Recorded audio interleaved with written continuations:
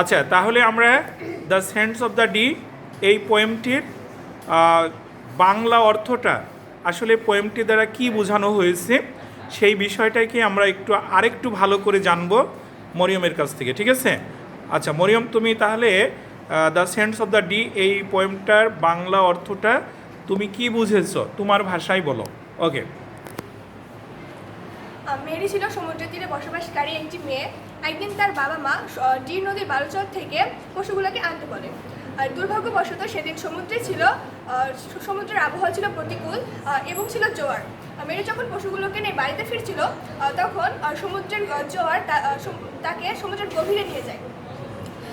পরের দিন স্থানীয় মাঝিরা যখন নদীতে আসে তারা তাদের জালে কিছু একটা আটকে থাকতে দেখতে পায়।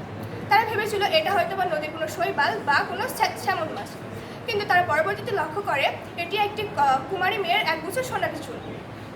এভাবেই নদীর প্রতিকূল অবস্থার কারণে মেয়ের নির্মম মৃত্যু হয় এবং পরবর্তীতে মাঝিরা যখন এখনও সেই বালুচরে যায় এখনও তারা মেয়ের পশুগুলোকে ডাকার আওয়াজ শুনতে পায়। এটাই ছিল মূলত আমাদের এই পোয়েমের মেসেজ, তাই না? Okay, very good. Is it clear to all? সবাইকে এখন বুঝতে পেরেছ? আসলেই মরিয়ম খুব সুন্দর বলেছে, তাই না?